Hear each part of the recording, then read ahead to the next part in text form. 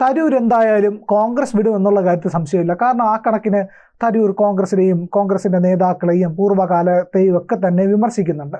അപ്പോൾ ഇനി എങ്ങനെയായിരിക്കും തരൂർ നേരിട്ട് BJP-യിലേക്ക് പോയി ഒരു വലിയ അധികാര സ്ഥാനം കരസ്ഥമാക്കി ആ വഴി നീങ്ങുകയായിരിക്കുമല്ലേ സ്വാഭാവികമായിട്ട് ചെയ്യാൻ സാധ്യത? തരൂർ ഒരിക്കലും കോൺഗ്രസ് പാർട്ടി വിട്ടുപോകും എന്ന് ഞാൻ വിചാരിച്ചിരുന്നില്ല. ഇപ്പോൾ അങ്ങനെ വിചാരിക്കുന്നുവെന്നല്ല, ഇപ്പോൾ വിചാരിക്കുന്നു വിട്ടുപോകുമെന്നാണ്. കാരണം തുടർച്ചയായി തരൂരിൻ്റെ ചില പ്രസ്താവനകൾ അത് കോൺഗ്രസിനെ പ്രത്യക്ഷമായും പരോക്ഷമായും കുത്തുന്ന തരത്തിലാണ് സംസാരിച്ചുകൊണ്ടിരിക്കുന്നത്. ഇപ്പോൾ ഏറ്റവും ഒടുവിൽ അടിയന്തരാവസ്ഥയുടെ ഭീകരാവസ്ഥയെക്കുറിച്ച് പറയുമ്പോൾ ശരിക്കും പറഞ്ഞാൽ BJP അടിയന്തരാവസ്ഥ പ്രഖ്യാപിച്ച ദിവസം അത് കരിദിനം പോലെ ആചരിക്കണമെന്ന് വിചാരിക്കുന്ന ഒരു സമയത്ത് കോൺഗ്രസ്സുകാരനായ ശശി തരൂർ അടിയന്തരാവസ്ഥ ഭീകരമായിരുന്നു എന്ന് പറയുമ്പോൾ BJPയെ സപ്പോർട്ട് ചെയ്യുന്നതിന് തുല്യമാണ്. ഇപ്പോൾ കോൺഗ്രസ് പാർട്ടി അതിന് നോട്ടീസ് കൊടുക്കുന്നു, അതിന് വിശദീകരണം തേടുന്നു എന്നൊക്കെ പറയുന്നുണ്ട്. എന്തായാലും അതൊക്കെ ചിരിച്ചുകൊണ്ട് നേരിടുന്ന ഇപ്പോൾ തരൂർ. അപ്പോൾ തരൂർ ഇങ്ങനെ പ്രസ്താവനകൾ നടത്തുമ്പോൾ ഞാൻ മനസ്സിൽ വിചാരിച്ചിരുന്നത് സത്യസന്ധനായ മനുഷ്യൻ്റെ പ്രസ്താവനകൾ, വിശകലനങ്ങൾ. കാരണം ഏത് രാഷ്ട്രീയ വിശ്വാസിയാണെങ്കിലും മറ്റൊരാൾ നന്മ ചെയ്താൽ അത് പറയാൻ പാടില്ല എന്നില്ലല്ലോ. ഞാൻ അങ്ങനെ വിശ്വസിക്കുന്ന ഒരാളാണ്. അപ്പോൾ തരൂരിനെ അത്തരത്തിൽ പിന്തുണച്ചിരുന്ന ഒരാളാണ് ഞാൻ വീഡിയോയിലൂടെയും അല്ലാതെയും ഒക്കെ തരൂരിനെക്കുറിച്ച് പറയുമ്പോൾ എനിക്ക് 100 നാവായിരുന്നു. കാരണം ആൾ സ്കോളറാണ്, ഒരു വിശ്വപൗരൻ എന്നൊക്കെ പറയുന്നത് രാഷ്ട്രീയത്തിൽ എത്രത്തോളം വിശ്വപൗരൻ സ്ഥാനമുണ്ടെന്നുള്ളതല്ല, അതായത് സമൂഹത്തിൽ അറിവുള്ള നല്ല വിഷനുള്ള ഒരു പൊളിറ്റീഷ്യൻ എന്നുള്ള നിലയ്ക്ക് ബഹുമാനവും ആദരവും ഒക്കെ ഉണ്ടായിരുന്നു. പക്ഷേ ഇപ്പോൾ എനിക്ക് മനസ്സിലാവുന്നത് അദ്ദേഹം പാർട്ടി വിടാൻ ഉദ്ദേശിക്കുക തന്നെ ചെയ്യും. അത് പാർട്ടിയിൽ നിന്നൊരു അച്ചടക്ക ലംഘനത്തിന് എന്തെങ്കിലും ഒരു നടപടി എടുക്കാൻ വേണ്ടിയാണ് അദ്ദേഹം നിരന്തരമായി ഇങ്ങനെ പറഞ്ഞുകൊണ്ടിരിക്കുന്നത് എന്നാണ് ഞാൻ മനസ്സിലാക്കുന്നത്. ഞാൻ പറഞ്ഞത് അദ്ദേഹം സത്യസന്ധനാണ് എന്ന് ഞാൻ ആദ്യം ഉദ്ദേശിച്ചിരുന്നത് നേരത്തെ പിണറായി വിജയൻ്റെ ഭരണത്തെക്കുറിച്ചൊക്കെ നല്ലത് പറഞ്ഞുകൊണ്ടല്ലോ.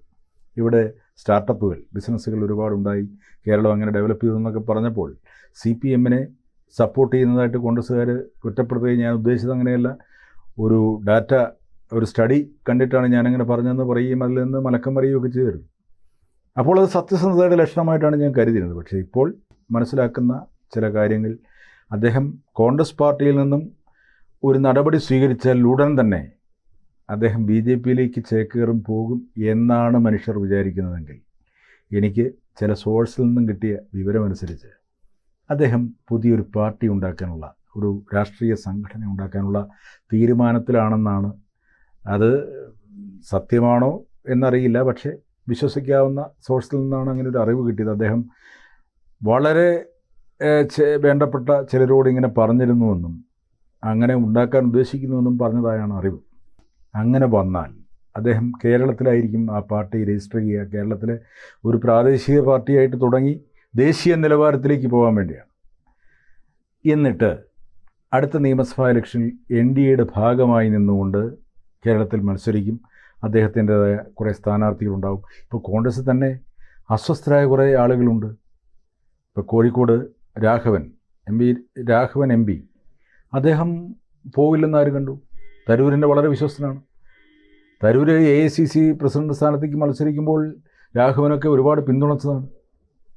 അപ്പോൾ അങ്ങനെയുള്ള കോൺഗ്രസ്സിലെ അസ്വസ്ഥരായ ചിലർ, കോൺഗ്രസിൻ്റെ ഇപ്പോഴത്തെ നേതൃത്വത്തെ വിമർശിക്കുന്ന അല്ലെങ്കിൽ താല്പര്യമില്ലാത്ത കുറച്ച് പേർ, പ്രത്യേകിച്ചും കുറേ ചെറുപ്പക്കാർ തരൂരിൻ്റെ കൂടെ പോകും എന്നാണ് ഞാൻ കരുതുന്നത്. അങ്ങനെ വന്നാൽ NDAയുടെ ഭാഗമായി നിന്നുകൊണ്ട് അദ്ദേഹം കേരളത്തിൽ മത്സരിക്കും. അദ്ദേഹത്തിൻ്റെ പാർട്ടിയിൽ നിന്ന് കുറച്ച് സ്ഥാനാർത്ഥികളുണ്ടാകും. ഇനി അദ്ദേഹം പാർട്ടി ഉണ്ടാക്കിയാൽ വിജയിക്കുമോ എന്നൊരു ചോദ്യം സാധാരണക്കാർക്കുണ്ടാവാം. വിജയിക്കില്ലയോ എന്നൊന്നും പറയാൻ കഴിയില്ല. പക്ഷേ അടുത്ത നിയമസഭാ തെരഞ്ഞെടുപ്പിൽ ഒരു ചലനം സൃഷ്ടിക്കാൻ കഴിയും. കാരണം കേരളത്തിൽ രാഷ്ട്രീയ കക്ഷി ഭേദമെന്നേ ചെറുപ്പക്കാർ, യുവതലമുറ തരൂരിൻ്റെ ഫാൻസാണ്. കാരണം തരൂരിനെ അത്രയധികം ആരാധിക്കുന്നുണ്ട്. അത് ഞാൻ സംസാരിച്ചിട്ടുള്ള ഒരുപാട് ചെറുപ്പക്കാരുണ്ട്. അത് CPM പ്രവർത്തകരുടെ മക്കളുണ്ട്, കോൺഗ്രസ്സുകാരുണ്ട്, BJPക്കാരുണ്ട്. ഇവരൊക്കെ തരൂരിനെ ഇഷ്ടപ്പെടുന്നുണ്ട്. തരൂർ കേരള മുഖ്യമന്ത്രിയായാൽ നന്നായിരിക്കും എന്ന് പറയുന്നവരുണ്ട്. അതുകൊണ്ട് ഉടനെ കേരള മുഖ്യമന്ത്രിയാകുമെന്നല്ല, പക്ഷേ കേരള രാഷ്ട്രീയത്തിൽ ചിലപ്പോൾ ഒരു ചലനം താൽക്കാലികമായെങ്കിലും സൃഷ്ടിക്കാൻ കഴിഞ്ഞേക്കാം.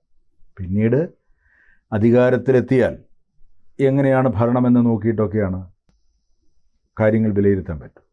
എന്തായാലും തരൂരിൻ്റെ നീക്കം ഇങ്ങനെയാണെന്നാണ് മനസ്സിലാക്കേണ്ടത്. കാരണം അതിനുവേണ്ടി കോൺഗ്രസിൽ നിന്നും ഒരു അച്ചടക്ക ലംഘന നടപടി വന്നാൽ അതിനുവേണ്ടി കാത്തിരിക്കുകയാണ് എന്നാണ് മനസ്സിലാവുന്നത്. കോൺഗ്രസിന് ബുദ്ധിയുണ്ടെങ്കിൽ അങ്ങനെ ഒരു നടപടി എടുക്കാതിരിക്കുക. അപ്പോൾ പറയാമല്ലോ തരൂർ തന്നെ പോയതാണ്, ഞങ്ങളാരും ഒന്നും പറഞ്ഞിട്ടില്ല എന്ന് പറയാമല്ലോ.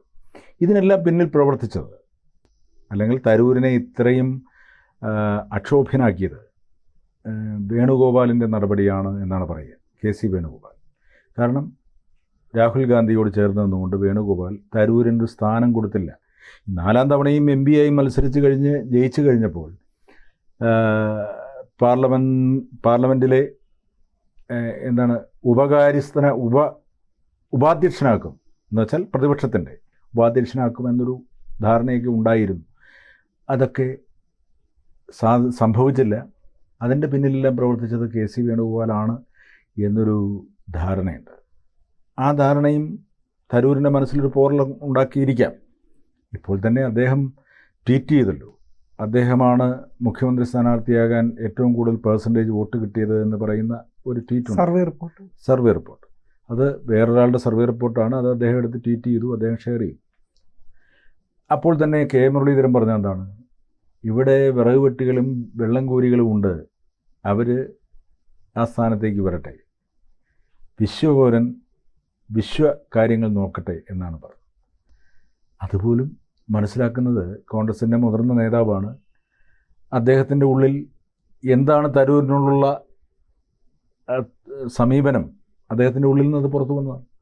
തരൂരിനെ പോലെ അങ്ങനെ ഒരു സ്കോളർ അല്ലെങ്കിൽ ഒരു വിശ്വപൗരൻ കോൺഗ്രസിന് ആവശ്യമില്ല. കേരളത്തിൽ ഞങ്ങൾ കുറേ കാലമായി ഇതിനു വേണ്ടി വിറക് വെട്ടുകയും വെള്ളം കോരുകയും ചെയ്യുന്നവരുണ്ട്, ഞങ്ങളത് നോക്കിക്കോളാം എന്നല്ലേ പറഞ്ഞതിൻ്റെ അർത്ഥം. അപ്പോൾ ഇങ്ങനെയൊക്കെയുള്ള വിമർശനങ്ങൾ വരുമ്പോൾ മനസ്സിലാക്കുന്നത് തരൂര് കോൺഗ്രസ്സിന് അനഭിമതനായി മാറുന്നു എന്ന് വേണം നമുക്ക് പെട്ടെന്ന് മനസ്സിലാക്കാൻ. ഇനി രാഷ്ട്രീയ കാര്യങ്ങളാണ്, രാഷ്ട്രീയത്തിലെ കാര്യങ്ങൾ എപ്പോഴും മാറിമറിയാം. ഇനി ഇതെല്ലാം മനസ്സിലാക്കിയിട്ട് രാഹുൽ ഗാന്ധി അടക്കം തരൂരിനെ കെട്ടിപ്പിടിച്ച് നിങ്ങൾ വരൂ, നിങ്ങൾ പോകരുത്, നിങ്ങൾ കോൺഗ്രസിൻ്റെ മുഖമാണെന്നൊക്കെ പറഞ്ഞാൽ ചിലപ്പോൾ തരൂരിൻ്റെ മനസ്സ് മാറാം, മനുഷ്യനല്ലേ. പക്ഷേ ഇപ്പോൾ നിലവിൽ ഇങ്ങനെയൊക്കെ സംഭവിക്കുമെന്നാണ് കരുതപ്പെടുന്നത്.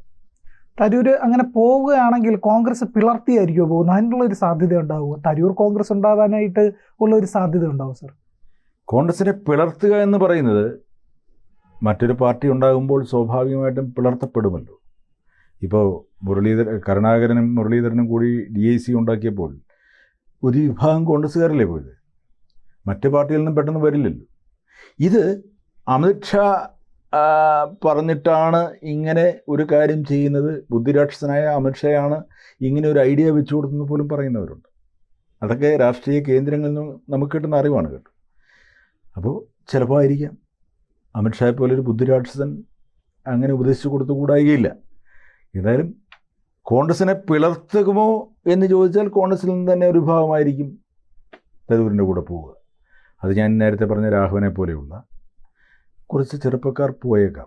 അത് ഒരു പരിധി വരെ പറയുമ്പോൾ പിളർത്തൽ തന്നെയാണല്ലോ, നമുക്ക് അങ്ങനെ വിവക്ഷിക്കാം. പിന്നെ മറ്റ് രാഷ്ട്രീയ പാർട്ടികൾ നോക്കി ഒരു ഗതിയും കിട്ടാത്ത ചില ആൾക്കാരുണ്ടല്ലോ, പല സ്ഥലങ്ങളിലും ഇങ്ങനെ ഓടി നടന്നിട്ട് ഒരു രക്ഷയില്ലാത്ത. ഇപ്പം എക്സാമ്പിൾ പറഞ്ഞാൽ എനിക്ക് പരിചയം പോലും ഇല്ലാത്ത ആളാണ് ഇപ്പം ജോണി നെല്ലൂർ, പല പാർട്ടികളിൽ മാറി നടന്നു.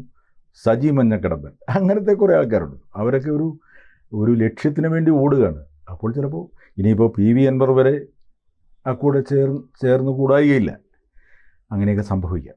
എന്തായാലും നമുക്ക് കാത്തിരുന്ന് കാണാം. താൻ ABC മലയാളം സബ്സ്ക്രൈബ് ചെയ്യുക, ബെൽ ബട്ടണും അമർത്തുക.